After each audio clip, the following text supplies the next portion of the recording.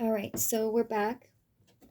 I was describing the energy in this reading, and or in particular with this first card.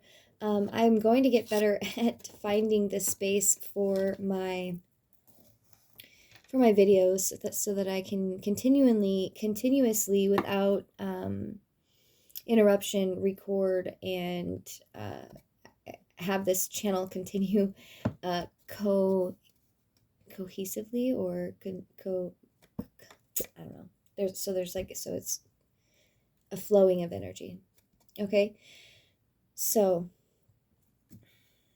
but I find that some of my messages are kind of long, so if the messages get split, I feel like those energies and those messages are still important for people in a major way, even if it's, it's like, I don't believe in coincidences. I believe everything happens for a reason.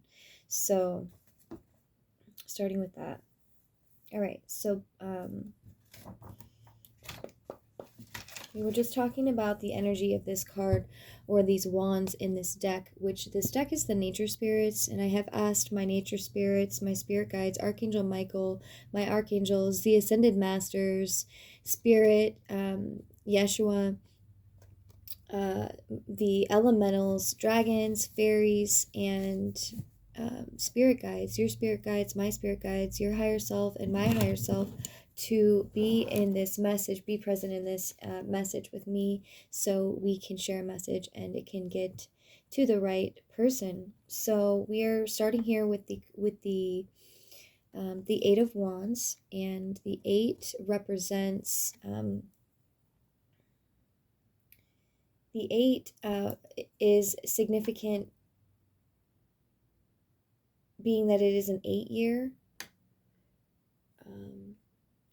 The numbers, the numerology of this year add up to 8, which is really abundant, and we'll get into that.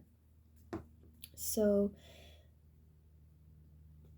lavender has long been appreciated for its heavenly fragrance. Its uses as a perfume began with the Phoenicians and Egyptians. In early Rome, it was common to scent baths with lavender, and its name came from the Latin verb lavare, which means to wash. Symbolically, lavender speaks of devotion, love, and joy. It also represents protection, purification, and dauntlessness. All of these qualities of lavender encourage our growth and renewal. It cleanses the way for us to achieve a brighter and loftier perspective. Lavender represents the positive reinforcement needed to move forward with new and creative endeavors. Its woody and fibrous roots keep us grounded, and its feathery purple fragrant clusters of flowers send us soaring toward our higher purpose. The color purple is composed of red and blue. Blue is the color of peace and reflection. Red is the color of action and energy. And also, we're going to move into now the Eight of Wands here. So, and what it says about lavender here is the lavender wands figure prominently in the Eight of Wands. So, as a matter of fact, there are no other characters, just a grouping of 8 parallel wands. This is a great movement of lavender. The symbolic meaning already present in the Ace of Wands will be reviewed, emphasizing the meaning significant for this card, which are lavender is devotion, love, and joy. It also represents, like we said, protection, purification, dauntlessness, all these qualities. Encourages growth and renewal. It cleanses us to achieve a brighter and loftier perspective.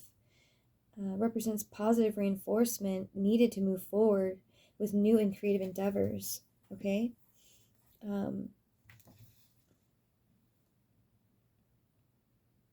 Peace and reflection. The lavender has so many wonderful meanings. Studying the card, or perhaps a field of lavender. Remember that this plant represents joy, love, protection, devotion, and purification. It is a cleansing plant, and it is very soothing and renewing, Given the opportunity, we may see lavender plants flowing with the moment of the wind. We may watch the bees as they are drawn to it, and as they participate in the dance of pollination. These scenes speak of the energy of the Eight of Wands, which suggests that we return to the source, watch life flow, and give ourselves some time to be renewed and refreshed. And while meditating between my introduction to this reading, I did see a rather giant bumblebee, and I've also seen a black carpenter bee today. So I don't know if that's significant. Maybe you've seen one of those insects recently, and there may be a message here for you in that case. So now moving on to the definition here of what these wands actually represent here, because there's a lot of significance in this card. So first of all, we just got over the lavender and how the woody fibrous roots connecting it, to the earth. Fibrous roots keeping us grounded. Its feathery purple fragrant clusters of flowers send us soaring towards higher purpose, higher dimensions, higher consciousness. Okay. Now the ladybugs, we were talking about the ladybugs, and I have seen also a ladybug recently. These are all the messages that I guess they came to send me to share with you. Okay, so ladybugs, lady beetles, are one of the beetles most of us recognize instantly. They have a red or orange body with patterns of black spots. They are ferocious eaters of aphids and other plant pests, making them a wonderful asset in any garden. Ladybugs are dearly loved and considered good luck and a good omen. The name ladybug beetle originated in Europe in the Middle Ages when farmers prayed to the Virgin Mary for relief from the insects that were devastating their crops. Or some of you might, have heard the term parasite, spiritual parasites. So I'm sure there was a significant over the time. I think that things, kind of get telephoned. So shortly thereafter, ladybugs appeared and began eating the pests. The crops were saved, and farmers began calling them the beetles of Our Lady. So maybe Mother Mary has a message here. Eventually, they became known as ladybug beetles, or ladybird beetles, as they are called in Britain. Ladybugs represent growth and the manifestation of new thoughts and ideas. They often herald a new beginning and convey to us the jubilant message that is time to succeed. The ladybug beetle represents trusting in the process and allowing spirit to guide our actions. When we flow our instincts and let things flow, prosperity shall surely follow. Amethyst is a form of quartz crystal that ranges in color from pale violet to deep purple. One of the most beautiful gems of the quartz family. It has been highly prized since ancient times. It is found in many countries around the world. From this mineral, the Egyptians carved amulets and many other objects that have been found in tombs. Amethyst is believed to give strength during periods of increased activity. It aids with mental clarity and strengthens willpower. It balances the body so that it is more finely tuned, thereby allowing intuition to flow. Amethyst is believed to quiet our self-centered thoughts and allow more profound insights to enter the mind. This is an example of amethyst crystal in its raw form. Actually, even in its more raw form, I have another example.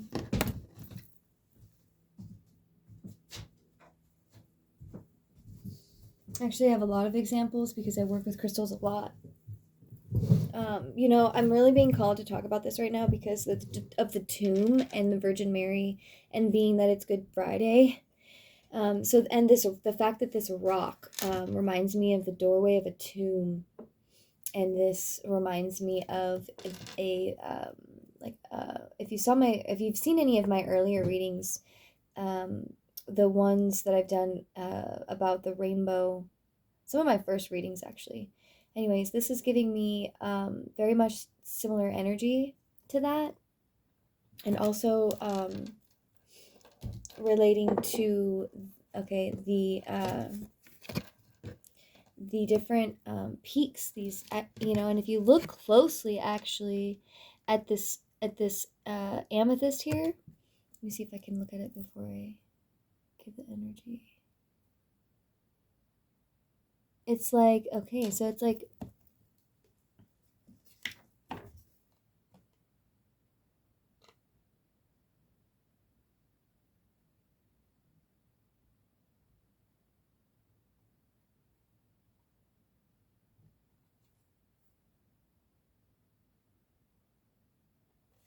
I don't know, it's giving me like twins, you know what I mean? Like two peaks, like two pyramids, you know what I mean? So that might be significant, but I was just being called to that. I have these examples, so I like to use them because not everybody has the examples to use, and I've been gifted with a lot of things that give me these examples. So I will use them to show you. And this is amethyst, a geode. All right. And because I have it here, I'm going to see if there's something else I find that maybe is relevant to this in this book over here that I have. I do have a lot of books that I like to refer to. So anyways, so that's amethyst as in reference to this card. Now we're still getting into, that's just the energy of the wands right now that we're just getting into. And how that energy is prevalent in the suit or court or house of the wands, and the wands are actually represent like fire, like and also spiritual fire, I believe, especially with the color purple here, and the crystals and the amethyst. Specifically the configuration of all of the elements in this card. That's definitely what I'm getting.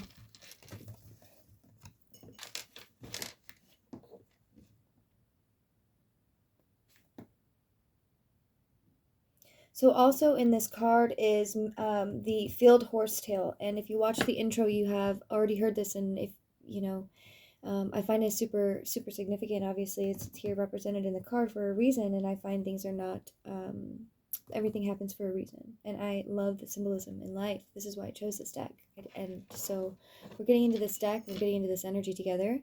And I appreciate you being here. So let's get into it. Many of the plants, the flowers, and flowers presented in this deck are described as old, but horsetails take the prize. It represents a family of plants that began life on Earth 400 million years ago, before the emergence of flowering plants. Horsetails were giants thriving in the prehistoric world. They are often referred to as living fossils. So if you watch the intro, I was talking about how this is very ancient energy that I'm getting from this card. Like, this is 400 million year old living fossil that is here to share a message. You know what I mean? Like, I really find that super significant. Our spiritual heritage is as old as humanity. Sadly enough, we have traveled far from our source, and the return is a long and arduous journey. Horsetail reminds us of the pilgrimage we make. Watching vigilantly from every corner of the planet, the horsetail has seen it all. It counsels us to confide in heaven, achieve a quiet nature, and always take direct action. These are humble commandments from an ancient plant that has never forgotten its connection to the divine and has always remained deeply rooted in its home our planet.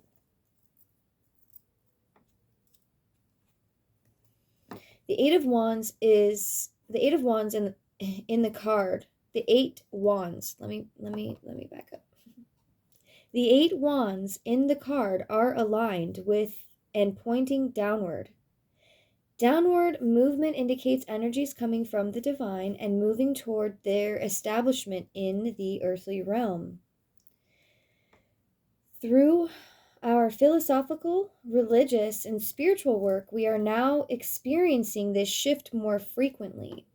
So, my intuition is calling in or picking up on this collective shift that we are experiencing right now. And because of our philosophical, religious, and spiritual work, it is happening more frequently and a lot faster than had been predicted because of the inner, I almost said revolution, which this is actually a major revolution happening in humanity right now for those of us that are aligning with this message and aligning with this in energy.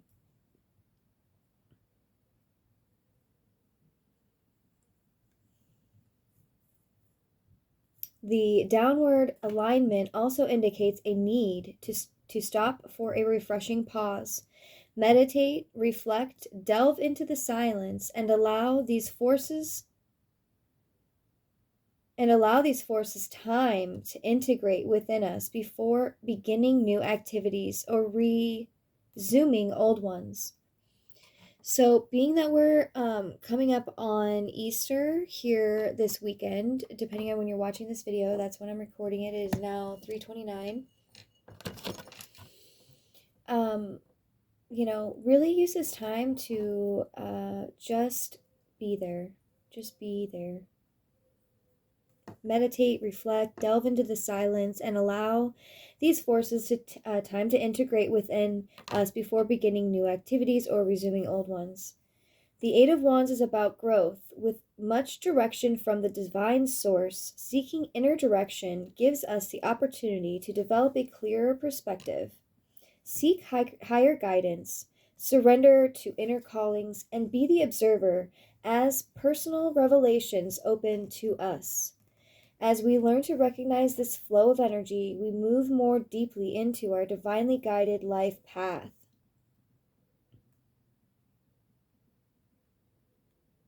That's awesome. So with the energies supplied right now that the universe is giving us with the, equinox, with Easter, with the eclipses, the solar flares, the solar geomagnetic storms, the alignment with the galactic center of our Milky Way galaxy, the creator and holder of all of the existence of our galaxy. It's wild. It's wild what's going on right now. So let's get into it.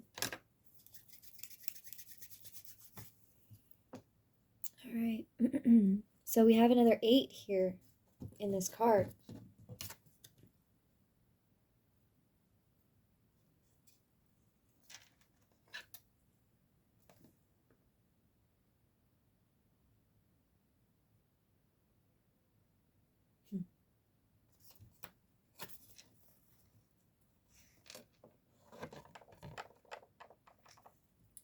Let me see if I can find. Okay, so the Seven of Swords. Seven of Swords. All right.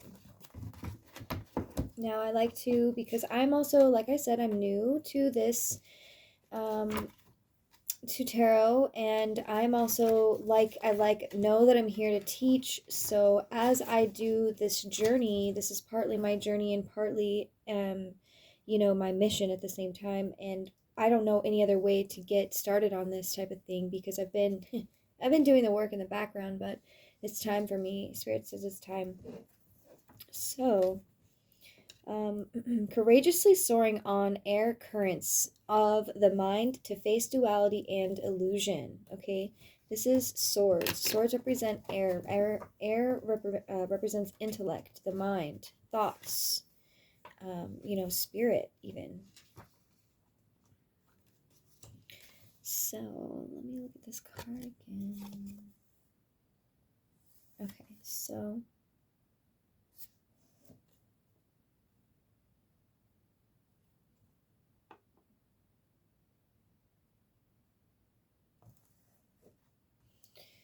all right, so the swords in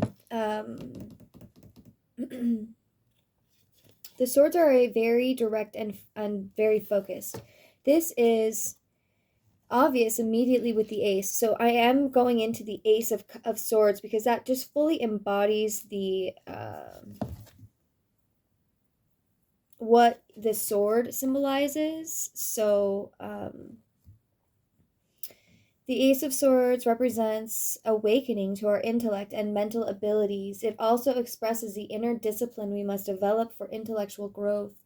Penetrating the meaning of the swords, we will grow to a new level of focused energy and developed vision and clarity. The Ace of Swords invites us to step out of life's illusions.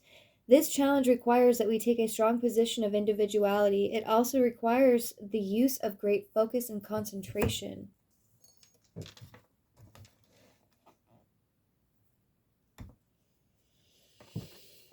And represented on each of these swords is an Indian lotus. The Indian lotus is also known as a sacred lotus. This flowering aquatic plant is a perennial popular in water gardens. It is a national flower of both India and Vietnam. An individual lotus plant can live more than 1,000 years. Bro, what? I didn't know that. The seeds are also viable for over 1,000 years, and recently a 1,300-year-old seed was germinated successfully. So that's even older than 1,000 years, bro. That's crazy.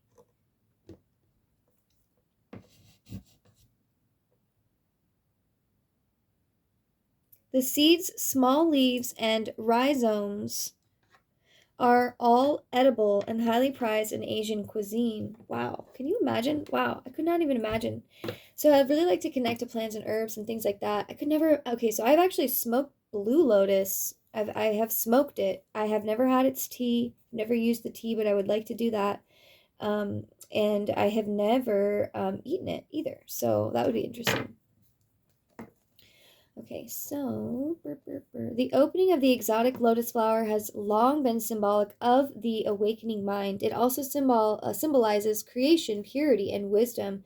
The petals open with the sun and close at sunset, guiding us to focus our attention on the the rhythms, of life, and beckoning us to activate our inner attunement with nature. So it's really interesting because I've been being called to use this deck during the day, and only because of the fact of it being called the nature spirits, and it feels very much like a daytime kind of deck. And I used the moon deck this morning, but I do believe in reflection of our dreams and using the moon energy still from the beginning of the day. So but I will start, I think, using the energies of the moon and the sun with each of these decks. All right, so the Mexican hat is part of this. There's the Indian lotus, which I believe is, like this part of this Indian lotus, like this yellow and this red here.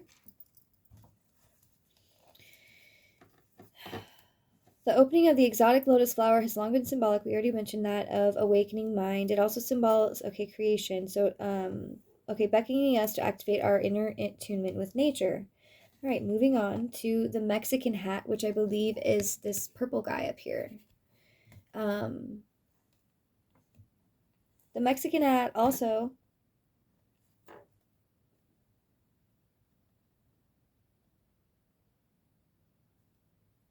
Yeah. All right. So the Indian lotus, I'm being told and pointed to one thing really quick. Let me just take a look here. Okay, so, no, that's not even the right card. 7, 8, one more card. Okay. So, I'm being guided that the Indian lotus is not pictured in this card. So I wanted to mention that. So there's that. So we're gonna move on to the rest of the reading. I am trying to figure out what that freaking Mexican hat, colorful flower head resembles traditional broad sombreros. Okay, so it is Mexican hat.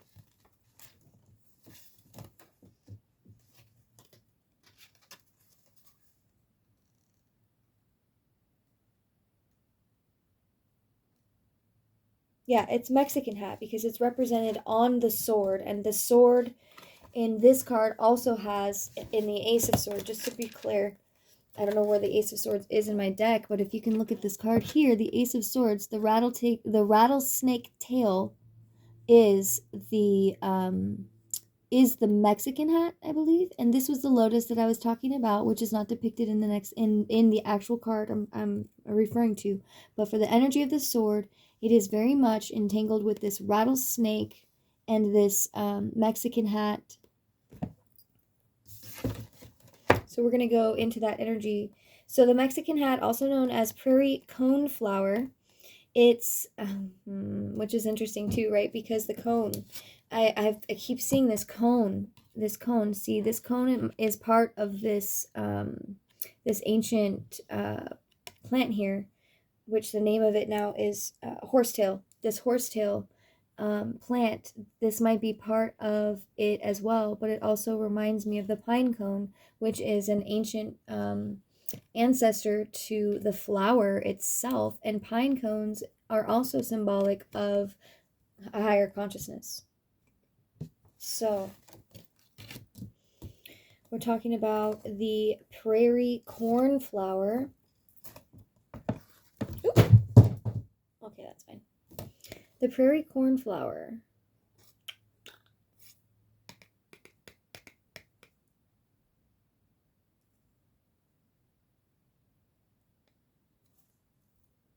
Which is also known as the Mexican hat. Okay. Which is also known as this flower right here. If you can see it up close. It looks like berries. It kind of looks like a lotus too, you know, but it's just what I'm picking up.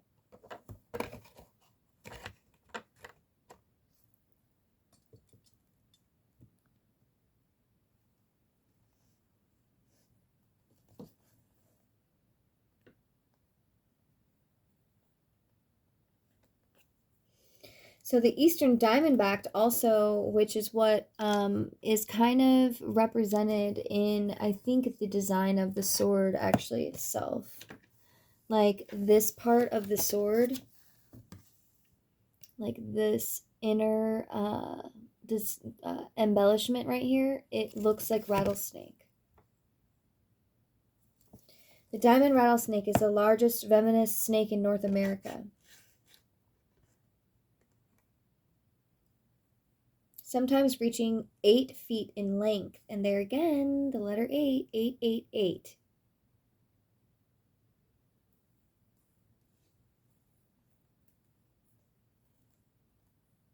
Sometimes reaching 8 feet in length. They are brown in color with black diamond-shaped scale patterns. This extremely dangerous rattlesnake is found in the southeastern United States. It inhabits pine forests and open farmlands. And what did I say about pine cones? It inhabits pine forests. Individuals can live more than 20 years. Populations are declining due to hunting and habit loss. For our sword's artistic liberty has been taken with its color, and the snake is presented as indigo with black diamond patterns.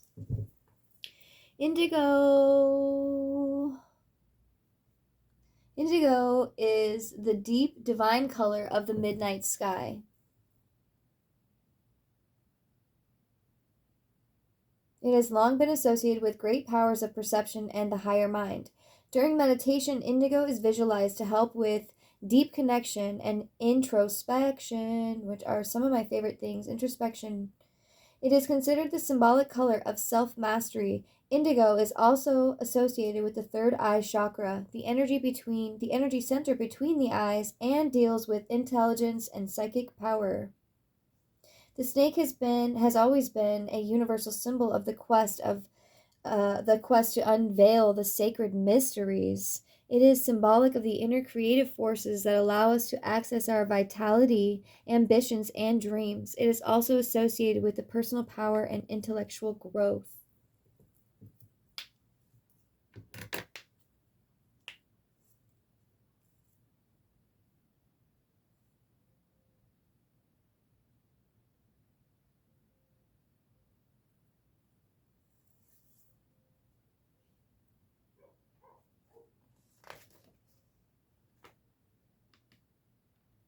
All right. So now getting into the card, which is this Eight of Swords. Moving from the Eight of Wands, Eight of Swords. So 8-8.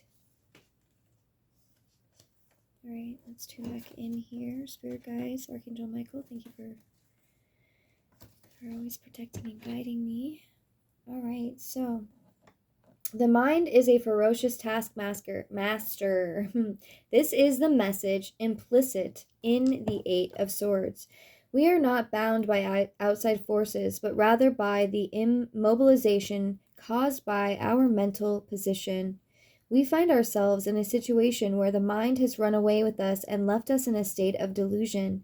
We feel fearful, insecure, indecisive, and vulnerable. The key to understanding this card is realizing that we are the ones creating the situation and that we are limited by our own self-doubt. From a spiritual perspective, the Eight of Swords is a call to release the mind from the ego, to allow the higher aspect of divinity to flow through us, and to watch and trust as circumstances change. The Black Widow is one of the most feared of all spiders. The venom of the feminine is very poisonous, but the bite is rarely fatal to humans. Males do not bite. The name Black Widow is rightly earned because after breeding, the female often devours the male. The Black Widow spider is easily identified by its sleek black body with distinctive red markings. It is native to the southern regions of North America. In many mythologies, the spider weaves the web of life. Spiders represent creative forces demonstrated by the continual spinning to create their intricate webs. They remind us to look for the new insights that will release us from our current limitations. The spider also teaches us to be alert and not be caught in the web of illusion. Therein lies the risk of being consumed by a spider, symbolically speaking. In reality, we are consumed by our own mental constructs, replete with fears and limitations. The spider teaches us to recognize and understand the depths of illusion and awaken to a higher reality. Remember, the web we weave is the reality we create.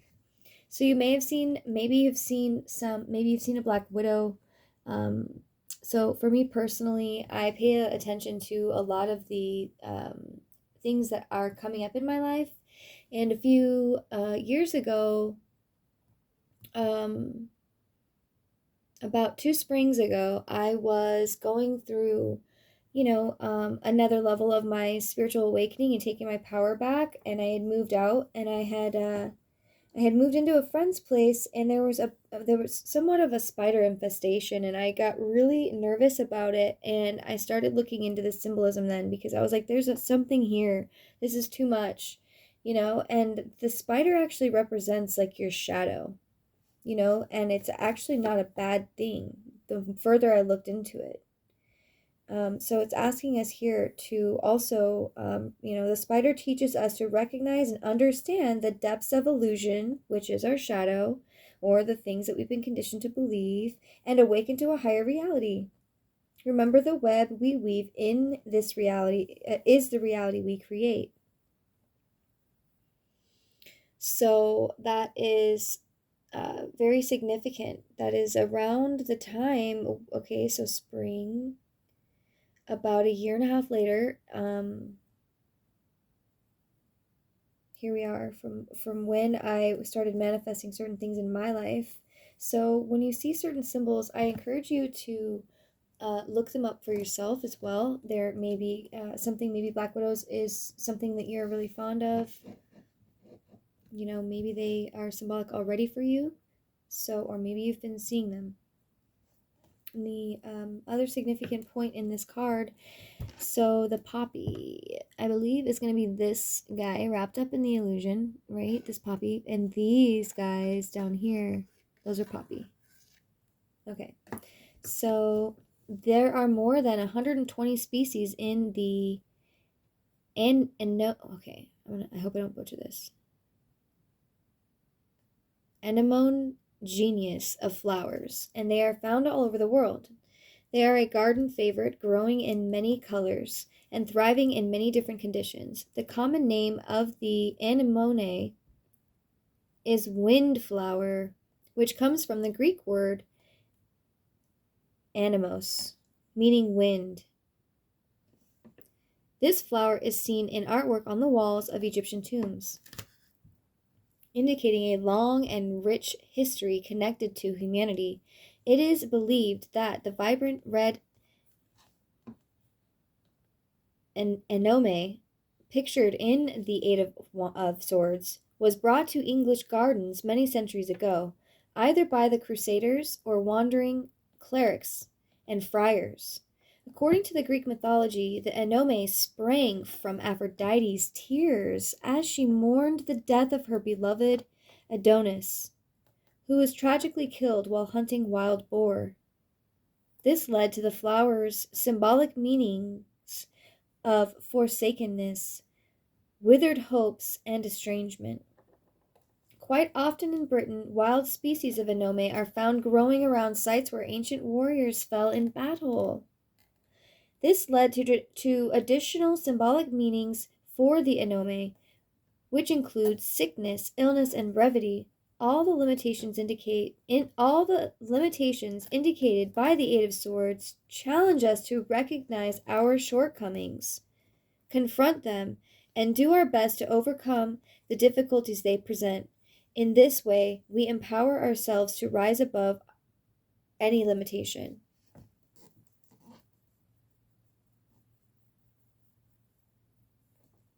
The key to understanding this card is realizing that we are the ones creating the situation and that we are limited by our own self-doubt. From a spiritual perspective, the Eight of Swords is a call to release the mind from ego and allow the higher aspect of divinity to flow through us and to watch and trust as circumstances change.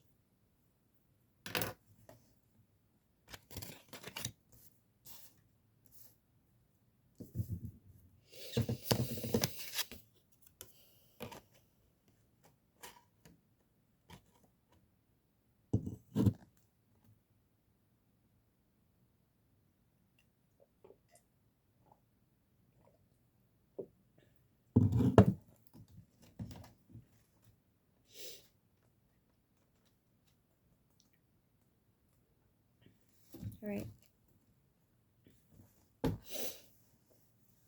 Moving on to the Seven of Wands here. Ooh. Okay.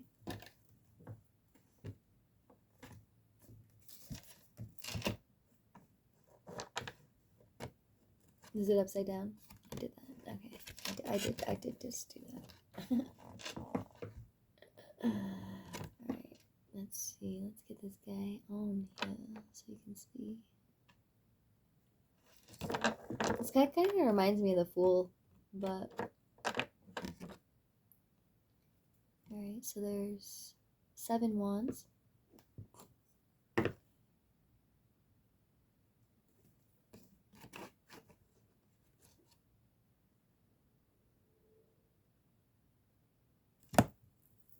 Alright. When the Seven of Wands is present, the message is readiness. He does kind of look like he's ready. We have mastered much, but more challenges are ahead. We appear to be on the defense, but really we are prepared and not afraid to face the future. We stand on high ground with a good perspective. As a result of the work we have done in the past, we are in a position of advantage to face future challenges. The Seven of Wands appears when we are ready to confront whatever lies ahead with determination and the authority that comes from being inspired by higher spiritual goals.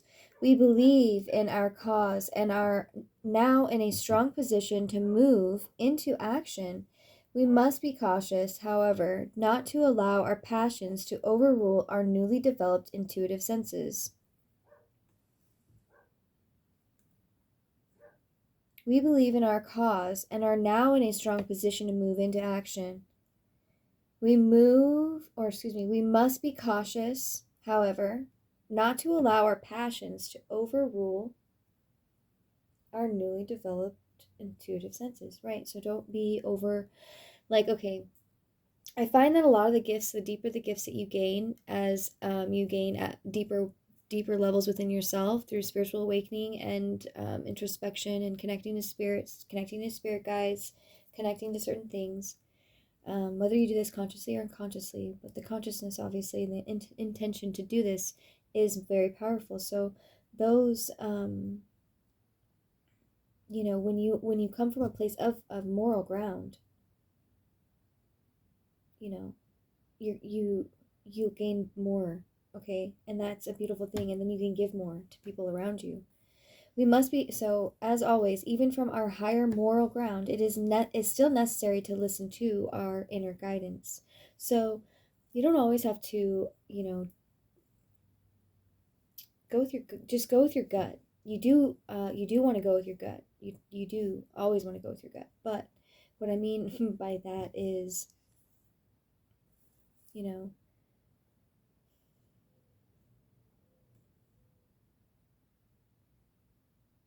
even from our higher moral ground, it is still necessary to listen to inner guidance.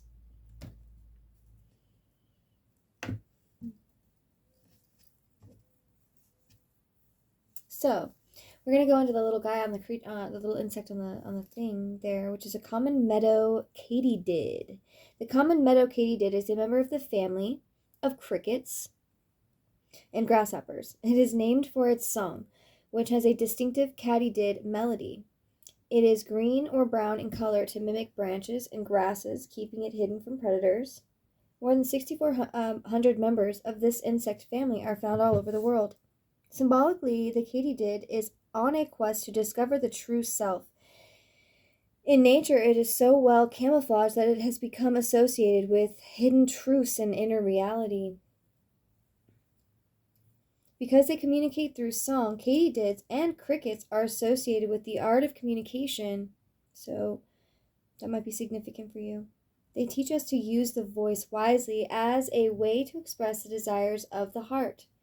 So maybe you are hearing lots of crickets lately, and this is your sign. Like I said, I work with people's higher selves. I work with people's with people's spirit guides, and they work with me to share with you messages and of synchronicity that you aren't picking up on yourself. So that might be significant. You might even be hearing a freaking cricket right now.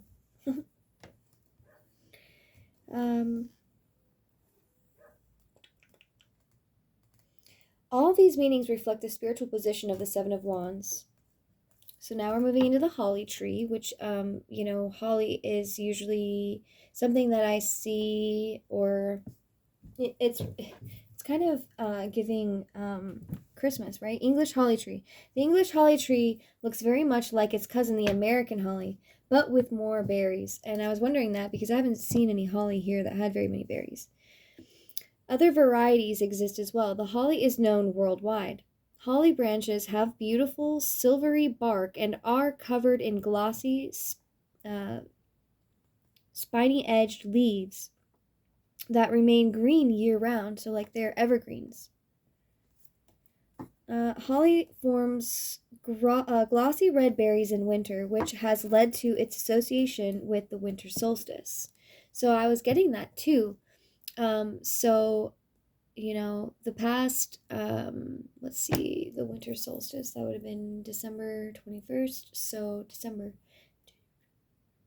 So that the last 3 months, or specifically, the winter solstice, which has led to its association with the winter. Okay, so holly is the tree of the spiritual warrior. Its symbolic meanings include dignity, honor, protection, attention, action, and vigilance. Because in ancient times it was used to make spear shafts, it represents balance and directness. This meaning comes from the throwing of the spear to reach its target. It burns very hot, and so holly was used for the fires that forged weapons.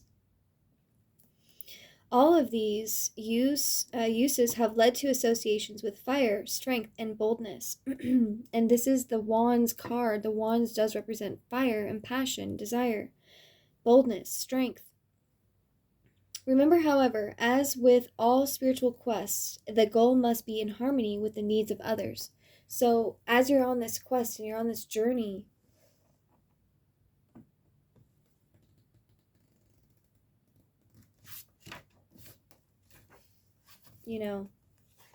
it's really important that we stay diligent and that we stay vigilant,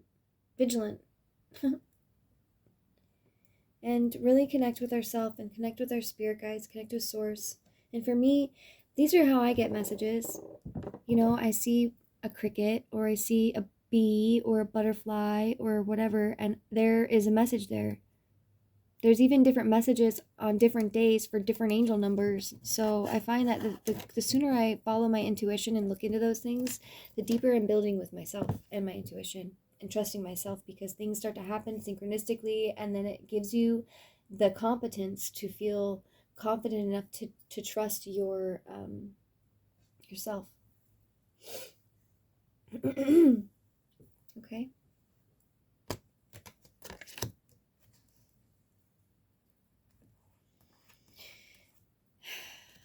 And right now, like I've been talking about, this eclipse is providing us with these tools. So I highly suggest looking into that for you.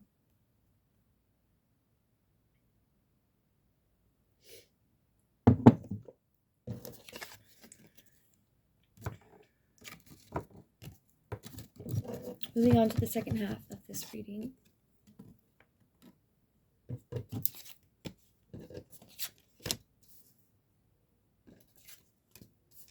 All right. So we have a major arcana card, and it is the devil. And don't be alarmed, because most people get freaked out when they hear like things like the devil or whatever, Satan, fucking all that stuff. Dude, it's the energy that you give to things, first of all, and second of all, listen to the symbolism. Okay, so the devil, or the death card, usually people get freaked out, right? So the devil, let's see what the devil has to say in this instance, or you know what I mean, not the devil, but all right. So the devil, if we took all of the fear and delusion in the world and blew it up into one monstrous creature, we would have the devil. The devil is the sum total of all the illusion and ignorance that exists in the world. This is our collective shadow, the devil. Humanity is enslaved by it. This ignorance is mesmerizing and keeps us in bondage. It lives nowhere but in the constructions of the mind. Nevertheless, it places a dark shadow over the potential for true freedom of the spirit.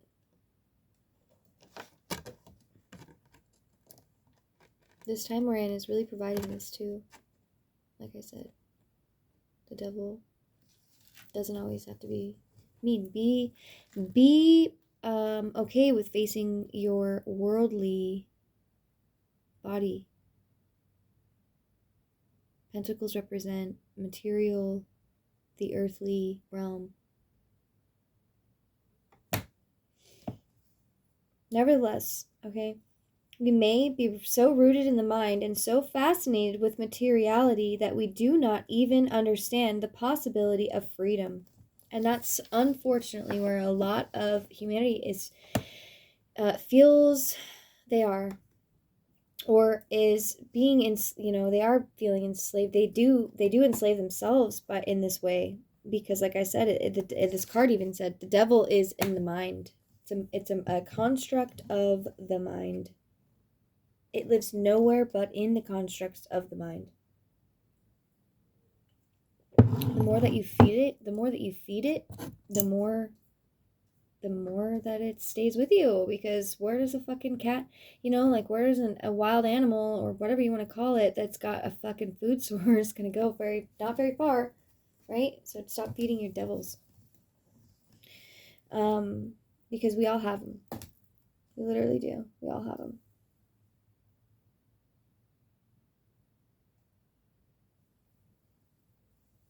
As long as we remain enslaved by our fears and desires, we are caught in the illusion of this material world and remain asleep. Delighted by our ignorance, the devil lives and thrives. See? As we may observe in the card, the ties are not binding, and we could easily escape. Why do we not slip out of the clutches of the devil? The ego keeps us here, devoted to life's dramas, devouring all of our time and energy, and leaving us in a state of darkness. If we are wise, we will examine our lives closely and search out those aspects that chain us to our limited awareness. By taking back our power from the devil, or in other words, by uprooting the ego from the mind, each of us can awaken to the true nature of things. In this way, we shall perceive the meaning of freedom. And this is all what I talk about here on this channel, is breaking free of the constructs of the mind.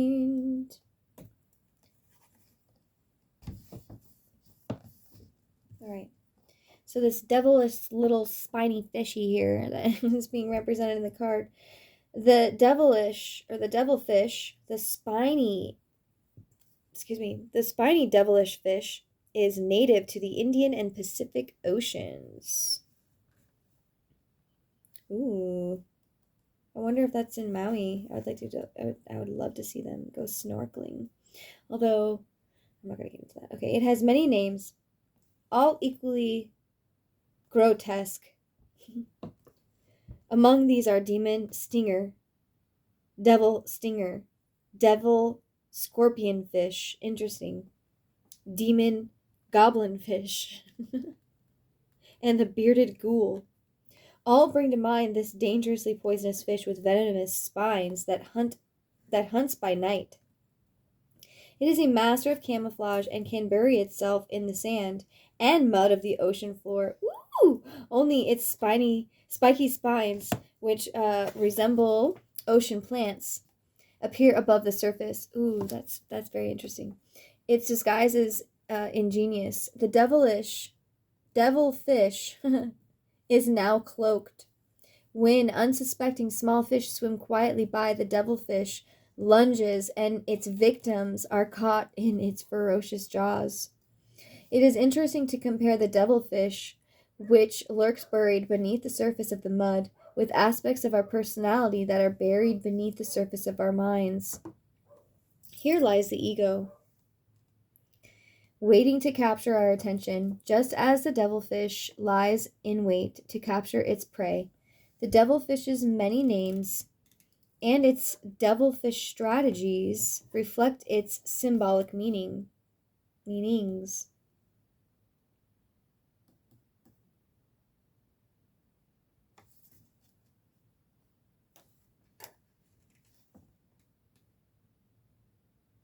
All right, so that's the fish. Now it's going into this devil's club. But I don't see it. And it might be, I don't know. We'll find out. Devil's club. The devil's club, also known as devil's walking stick, is native to moist, shady forests of western northern America.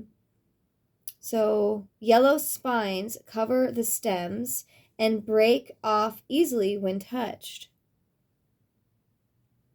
Lodging under the skin, they often become infected if not removed immediately. This spiny shrub has large leaves and inevitable red berries. So yes, it is this. And they call it the devil's walking stick. And I wonder if that's because it fucking picks into you and it fucking stays with you. And it's a little pricker in your fucking finger.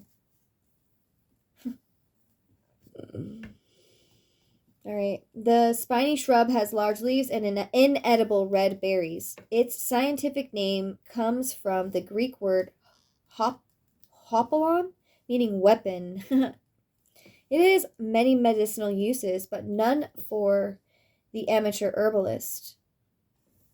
Little symbolism is known for Devil's Club, but this self-defensive plant has believed to ward off evil spirits. Now that we're talking about, so we were talking about the fish. Now we talked about the Devil's Club, 555 on the clock right before, and then we're talking about the seahorses here now. The seahorses, also called hippocampus, which is very interesting to me because isn't that a part of our brain? The seahorse inhabits tropical, temperate waters throughout the world. It exists in a body called an exoskeleton, meaning that it has an external bony structure protecting it. This explains the symbolic meanings of the seahorse, which include inflexibility, stubbornness, and extreme self-defensiveness. These characteristics bind us to the situations we cling to in ignorance. The seahorse possesses a great deal of strength, and with its tail it can pull itself to safety. Symbolically, this ability suggests strength and power. This sea creature has the potential to pull itself free from the clutches of the devil. To do so, it must bring its attention, it must bring into action its gifts of keen perception, spiritual vision, and balanced perspective and bravery. And wow, let me just relish in that, because I'm trying to show up in these ways, so this is super significant, and I love this.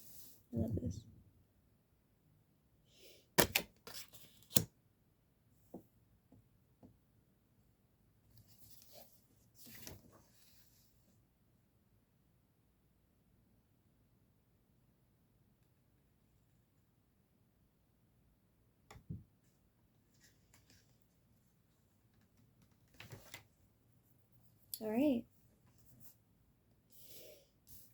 Okay.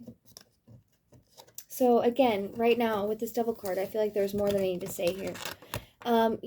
Things that come out of the shadows, things that come out of our minds, things that we're feeling like, what the fuck about right now? Why am I going through this? Why do I have these thoughts? Why do I feel like I've gone through this already and it's already been purged?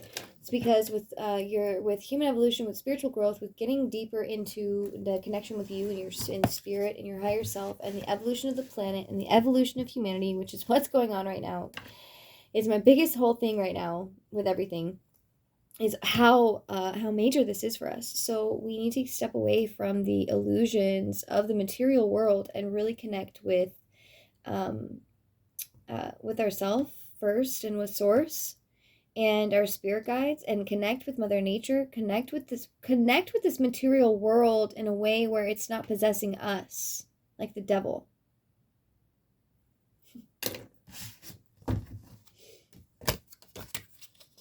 All right, so moving now on to this is the Four of Wands. Lots of Wands energy in this reading. This is a really beautiful card with these 4 pillars, these 4 wands, these 4 staffs, if you will, these 4 crystal pillars, and this beautiful arch, going over them, equally representing and holding up this beautiful archway. And there's like a lot of white in here, and all of this. So let's get into the card.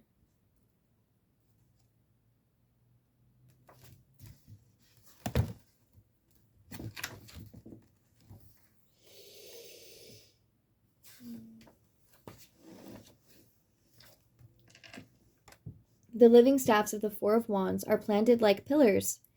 They represent a gateway or passageway through which we are invited to step. This card bids us to acknowledge the flowering of our creativity into manifested form. Deep and inner work has allowed ideas to flow into the world and take root.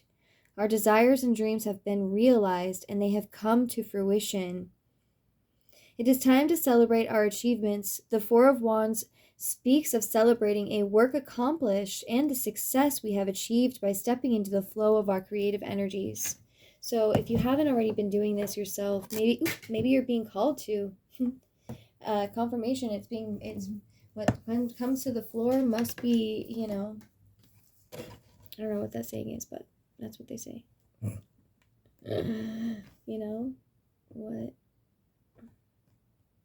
Whatever comes to the floor must be recognized. I don't know. That's just what's up. So this Four Wands, speaking of celebration, speaking of your work accomplished, and the success that you have achieved, that success that we have achieved. Because on this journey, I know that I'm not alone, and I know if you're still watching this video, that you are one of those that maybe consciously or unconsciously is aware of the spiritual journey and the impact of what it can do for human evolution and human consciousness to do this inner work, because it does accelerate the consciousness as a planet. And right now we have a perfect portal, perfect gateway to for this to happen. And with this 4 pillars here, that's super significant. With this total solar eclipse that we're coming into, it's going to be 4 minutes long, and it doesn't just align, it's not just the moon coming between the sun and the earth. It's the alignment with the galactic center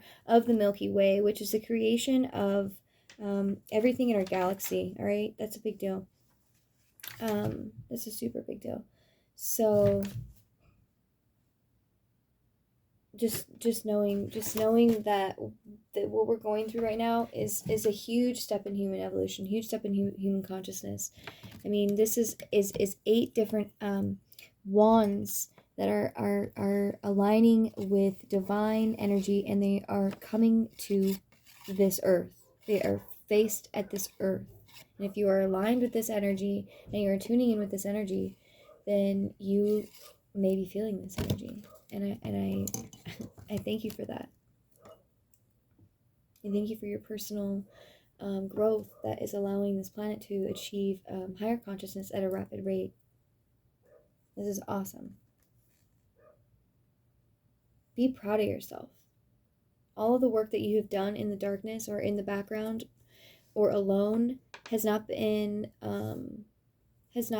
for nothing. Okay, your spirit guides and your angels and your spirit, they want you to know. They want you to know. Elder grows to either a tree or a shrub and can be as tall as 30 feet. It perfects damp locations along the edge of woodlands. Ancient people created wands, flutes, and panpipes from the hollowed branches of elder, and these instruments were said to have magical properties, but the stems and branches contain a toxic alkaloid. So today, such use is not recommended. Elder was also recognized for its medical value as far back as the Stone Age. Scientists have found evidence of its cultivation in ancient villages sites in Europe. As well as having great healing powers, the elder tree is considered to be a symbol of renewal, prosperity, creativity, and regeneration. And I talked about this earlier, and I don't know if I mentioned this in this reading.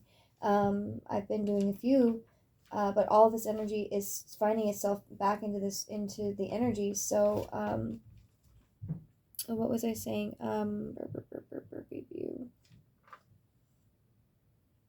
So this, okay, so about this rapid healing. during this time, I don't even know where I was at, but during this time, it's a potent window. It did talk about this being a portal and a gateway, so let's get into that. Let's get into that really quick because I don't know if I got into that yet. So this eclipse provides a gateway for activating DNA strands, triggering awakenings, clearing blockages, downloading new templates of consciousness from the cosmic service, the universe source. Okay, potent eclipse window. So you want to spend time meditating. Okay, that's some information we can go to at the end of this. But by stilling the mind, become a chalice for the universe to pour its blessing into you. You may experience rapid healing, receive incredible downloads of higher wisdom, or be granted a glimpse into the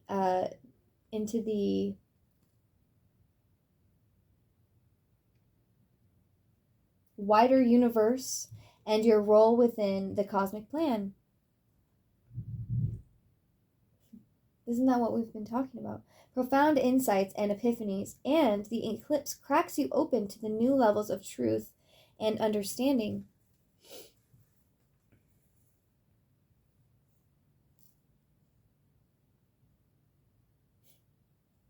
Its meanings are tied to evolution. What have I been saying? An elder is said to be a plant of transition, continuation, and a gateway to new dimensions. This is really what's up, guys. This is really a gateway that we're going through coming up here with the solar eclipse. It is a gateway for human consciousness. Let me see what I have here. So this says spiritual traditions. Okay. Profound gifts, profound shifts. This eclipse may spark for those willing to accept this transformation. Prepare spiritually. Okay. Growth of human consciousness and spiritual development. So right now is a celestial phenomenon, or what we're moving into on April 8th is a celestial phenomenon, a powerful gateway, a cosmic portal that will open up to allow higher dimensional energies and frequencies to penetrate our earthly realm. And that is exactly the energy that we started here in the beginning with this 8 of Wands. Tell me what? I can't make this shit up. Higher dimensional energies and frequencies to penetrate our earthly realm. Influx of divine light and cosmic codes has the potential to catalyzing a massive shift in human consciousness, accelerating our spiritual awakening and evolution as a species. Bro, what the fuck? I just said that shit. So it is also considered the tree of the fairy realm by the Celts. Drawn by the lovely music from elder instruments, fairies are lured to attend a celebration. So that's really sweet.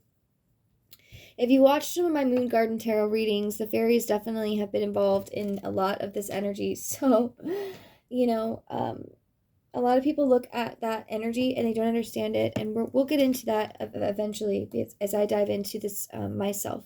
As I learn more about what it means from the fairies, what it means from the dragons, or what that means when someone says that you have dragons or that you have dragon energy, that you're working with dragon energy. It's very transformative energy is all it means.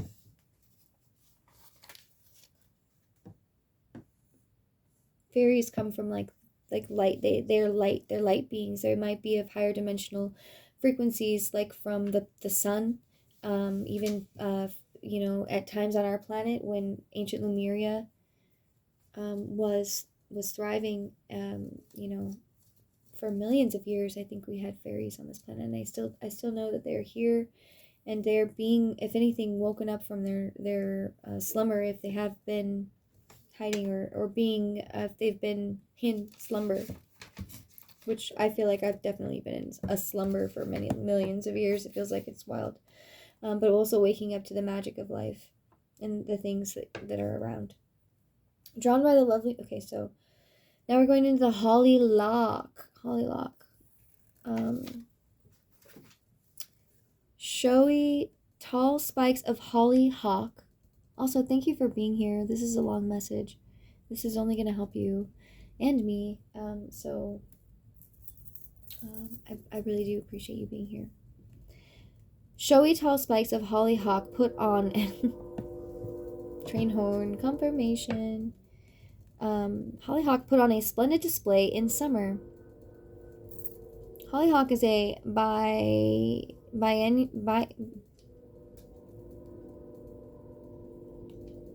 biennial, originally from the Middle East and believed to have been taken to England from the Holy Land during the Crusades.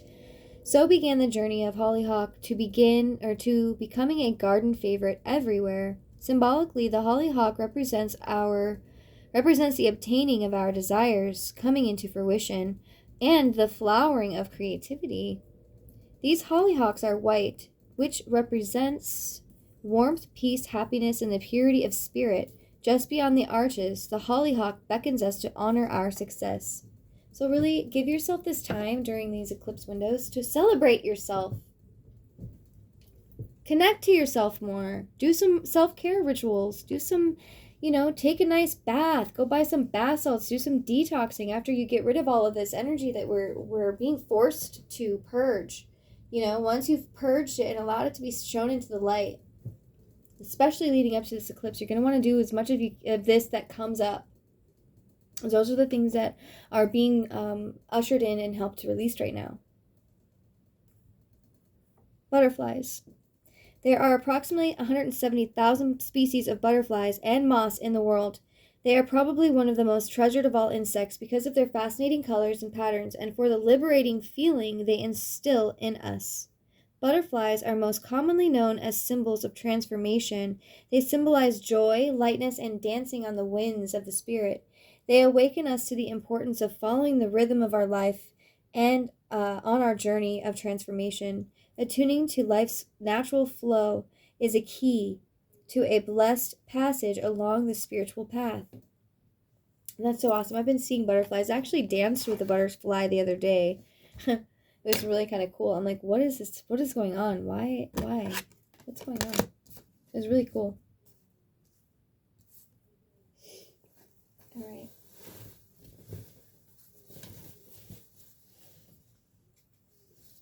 Okay, so moving on to the last card that we pulled here, which I will find out if Spirit and or the guides, higher self, any of these,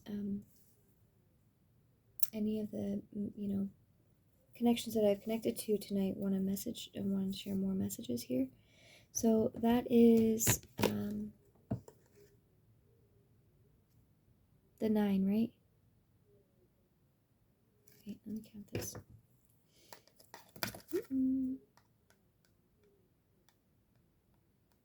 Okay, the 10 of Swords. Looks like a really tumultuous time got going on there, right? Like, who the fuck is gonna throw a sword at a fucking caterpillar? Alright, so butterflies, though,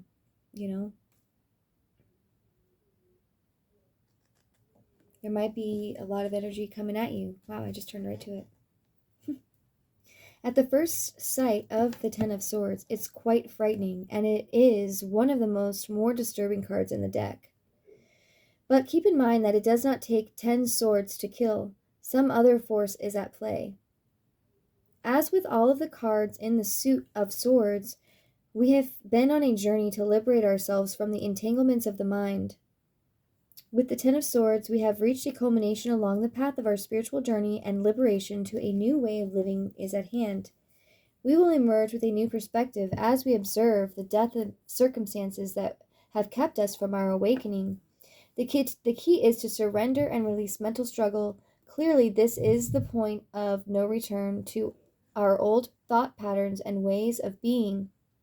The 10 of Swords demands that we surrender to the dawning of a new day with grace by giving up the inner struggle, allowing ourselves to be released into a new reality. Because a lot of what's happening right now is very much this shift, and in order to shift, you have to be clear, and this time is really ushering us in, and it does seem like this card is indicating that you've done a lot of work, with the 10 of Swords, we have reached a culmination along the path of our spiritual journey, and liberation to a new way of living is at hand. We will emerge with a new perspective as we observe the death of circumstances. So this is a kind of like as coming out of this energy from the eclipse, on the other side of it, we will emerge. The inner struggle, allowing ourselves to be released into a new reality. This is really big deal. About allowing ourselves to be reborn.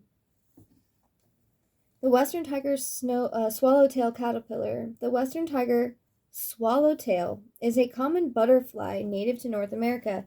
It is identified, and we're about to have this. This eclipse is going to cross right through North America.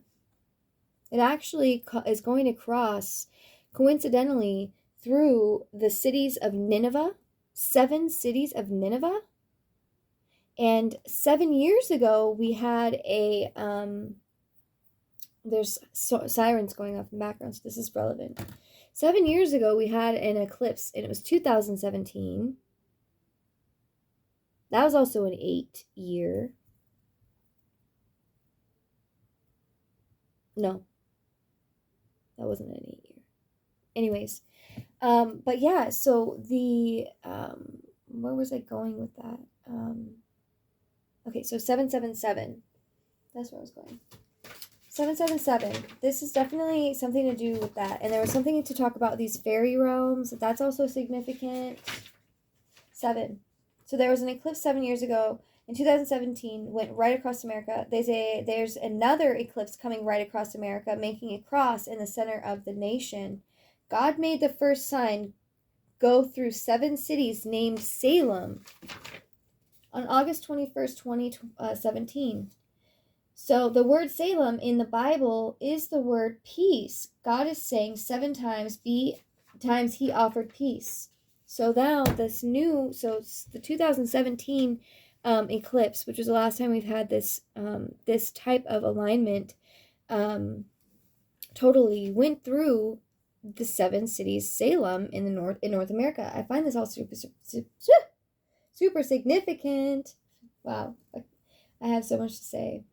And then Nineveh. This next eclipse goes through 7 times. Jonah gave Nineveh 40 days. God said, you've got 40 days to repent. Many of you have been feeling this energy for a little while now. I know myself, I have been feeling this energy for well over 40 days. I've been feeling it in cycles of 40 days from the last cycle of eclipses, actually. So for like the last 9 months, I feel like I've been going through this cocoon.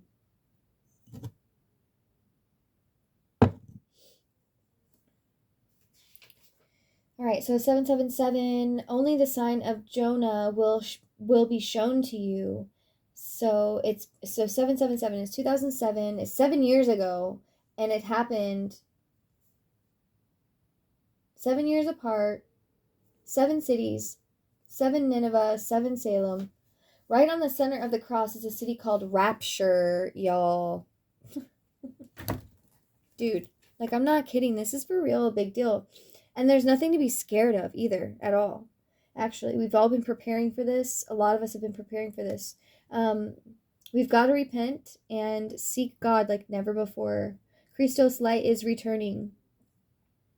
All right, so again, with this galactic, or with this solar eclipse, we have it aligning with the galactic center of the Milky Way. Again, it's creation energy. This is all like a major reset I'm getting, right? Major reset. We're in Aries. The sun is exalted in Aries. The sun, the moon, the earth, the galactic center, the higher dimensional energies, the 4 pillars. I mean, everything. Okay? The dying, the rebirth, Jesus. You know, this is all part of this.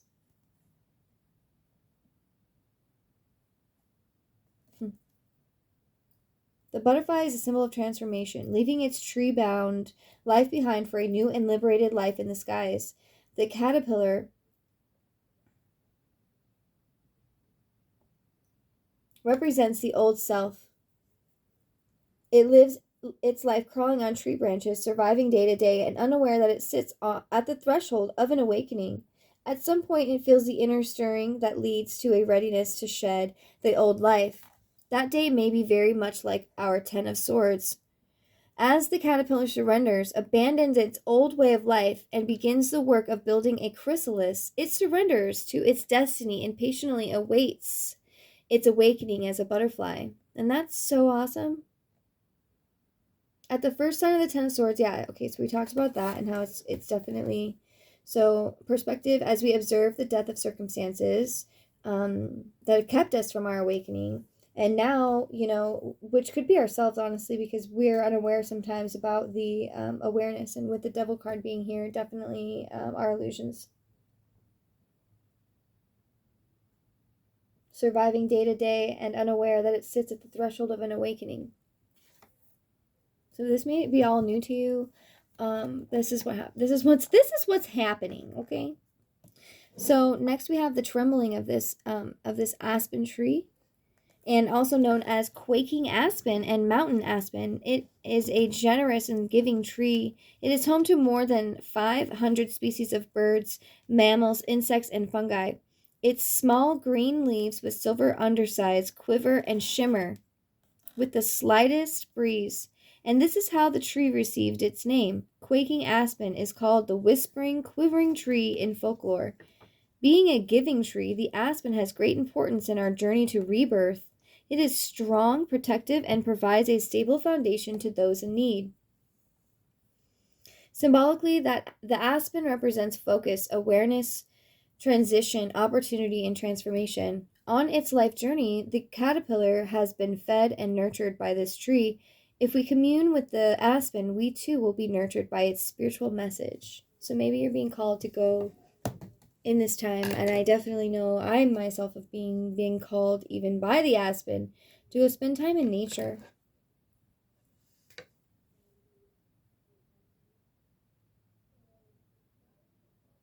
On this life's journey, the caterpillar has been fed and nurtured by this tree. Okay?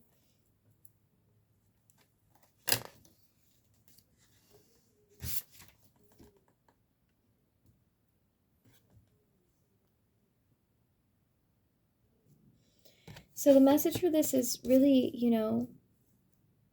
it may be different for everybody, like I always recommend, take what resonates, leave the rest for somebody else if it doesn't feel peaceful or it doesn't feel aligned. There is messages, and I always also suggest people, sometimes, I find that my alignment and attunement to my spirit guides and the messages that I'm seeking are very, very aligned with me. It doesn't matter what I'm watching, I always find that I get a message from it, and the message helps. In this case, we we are experiencing a lot of energies going on with these celestial events. So I highly recommend you use the power of this to look inward. Use the tools that have been given to you here.